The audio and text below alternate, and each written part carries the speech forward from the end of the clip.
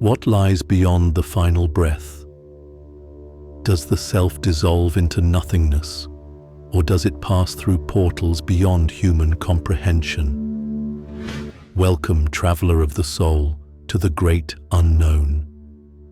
Today we explore one of the most profound and mysterious texts of Tibetan Buddhism, the Bardo Thodol, known in the West as the Tibetan Book of the Dead. Imagine a guide that walks with you through the most mysterious and transformative moments of existence. The Bardo Thodol serves as such a guide. It is far more than a text on death.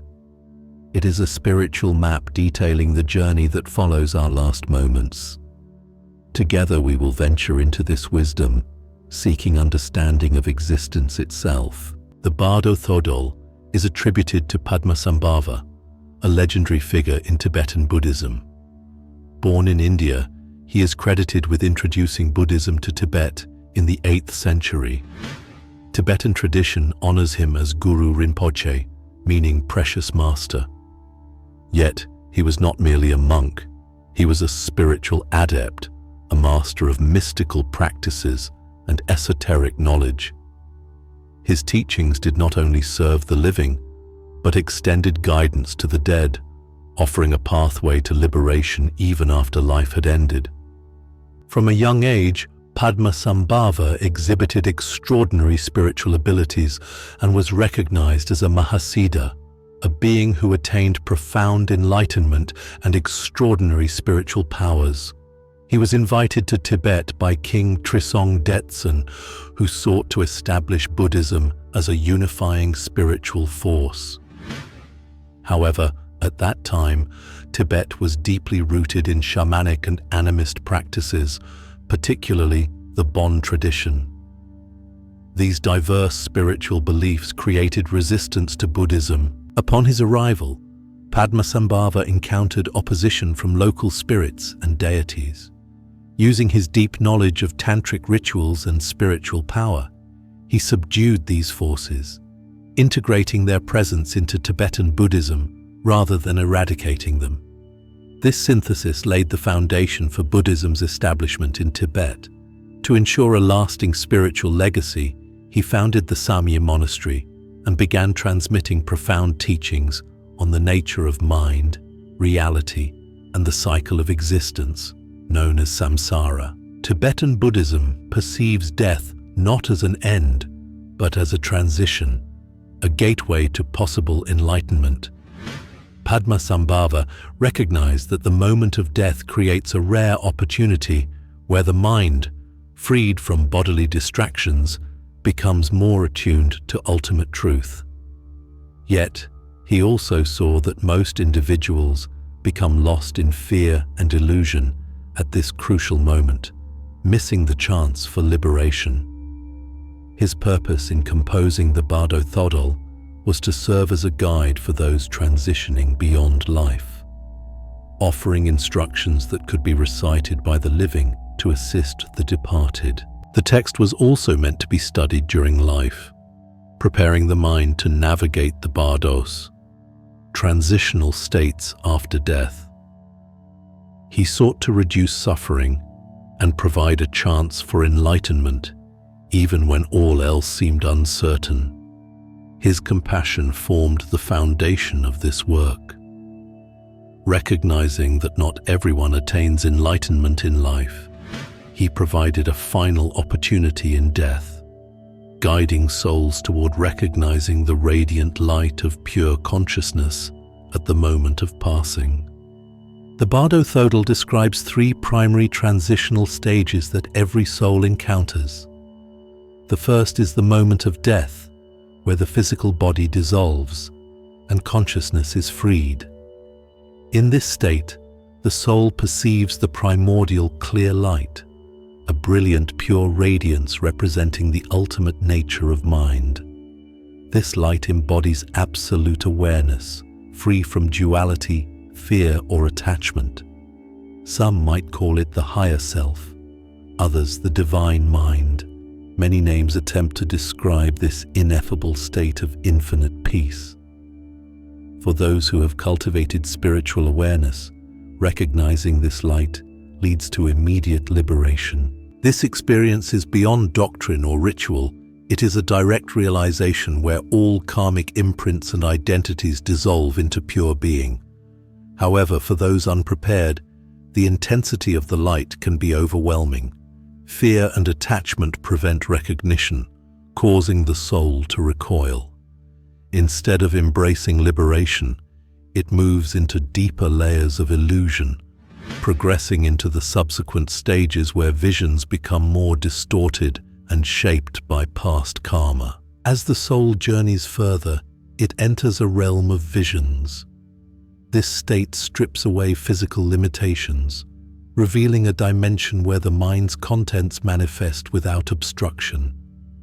Here, the soul encounters projections of its own consciousness, appearing as celestial beings or terrifying apparitions. The text describes this state as an unveiling of the mind's essence. Everything repressed, desired, or feared emerges in intensified form. The visions reflect the accumulated emotional and karmic imprints of past lives. Initially, these manifestations take peaceful forms. Benevolent deities, radiant Buddhas, and divine beings appear, representing enlightened aspects of consciousness. Their presence is serene, exuding wisdom and compassion. Yet, if the soul is unprepared, it may fail to recognize these beings for what they are, expressions of its own enlightened nature. Doubt and confusion may cause retreat, pushing the soul deeper into illusion. When peaceful visions are not recognized, they gradually transform into more intense manifestations. The once gentle figures now appear as wrathful deities, embodying suppressed fears, unresolved anger, and deeply ingrained attachments. These entities are not external forces but reflections of the mind's own unresolved energies. Their terrifying forms arise to challenge and reveal the truth of one's inner world. If the soul perceives them as threats rather than as aspects of itself, it remains caught in delusion, moving further from liberation. This state is often likened to an intensified dream, where everything is amplified beyond normal perception. Unlike ordinary dreams, these experiences possess a heightened clarity and vividness. The mind, no longer bound by the body, encounters its internal energies in raw, unfiltered form. The intensity of these visions depends on the individual's accumulated karma and mental conditioning. For those who remain conscious of their nature, this stage presents another opportunity for awakening. By recognizing the visions as projections of the mind, one can dissolve fear and illusion, attaining higher understanding. However, if confusion persists, the journey continues into the final phase, where the soul moves toward rebirth. The Tibetan Book of the Dead serves as both a roadmap and a final opportunity for liberation. It teaches that at the moment of death, the mind has the potential to transcend the cycles of suffering if it can recognize its own luminous nature. The barriers to this realization are not external forces but the soul's own attachments, fears, and conditioning. The journey through the bardos is ultimately a journey inward, an exploration of consciousness itself. For those who prepare in life, death is not an end but a doorway to awakening. The teachings of Padmasambhava remind us that even in the most uncertain moments, the possibility of enlightenment remains, waiting to be realized. The visions experienced during the bardo are seen as opportunities for profound learning and enlightenment, representing various aspects of the self that require integration or transcendence. Those who can maintain full awareness throughout this phase can see that all these visions, whether peaceful or wrathful, good or bad, are mere projections of the mind. Recognizing this truth allows the soul to dissolve its fears and achieve liberation. The key to this process is recognizing the clear light, the primordial essence of the mind, often described as a vast and pure radiance.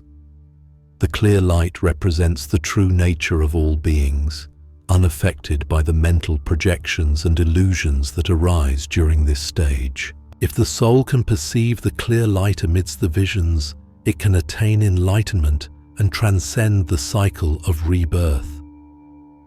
However, for most beings, recognizing the clear light is a difficult task because the visions seem so real and personal, making it hard to see beyond them. For this reason, the Bardo Thodol advises spiritual practitioners to train during their lifetime to detach from illusions and to contemplate the nature of the mind. Through such practice, even when faced with intense visions during the Chonid Bardo, they can maintain focus on the clear light, leading to peace and understanding. Fear and attachment act as significant barriers to liberation in the Bardo. The intense visions, particularly those of wrathful deities, which represent the untamed aspects of the psyche, can provoke deep fear.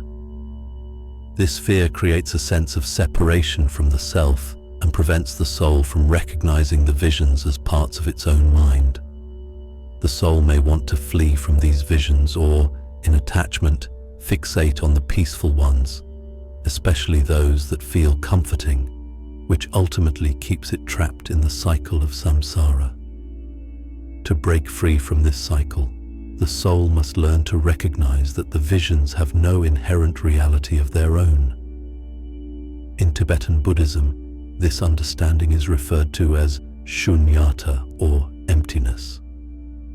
By recalling the concept of emptiness, the mind can observe the visions without attachment, understanding them as temporary expressions of its own nature. Therefore, the Chonid Bardo is not a form of punishment or meaningless suffering, but rather a phase of self-revelation where the soul confronts a mirror of its own mind.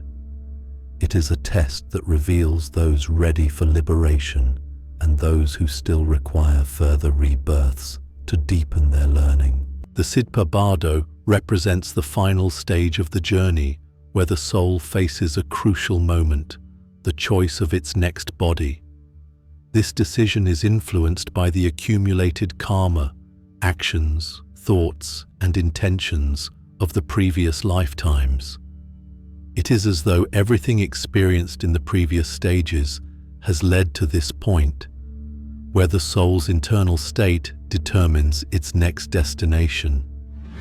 By the time the soul enters this bardo, it has already gone through the dissolution of the Chikai Bardo and encountered its own projections and illusions in the Chonid Bardo.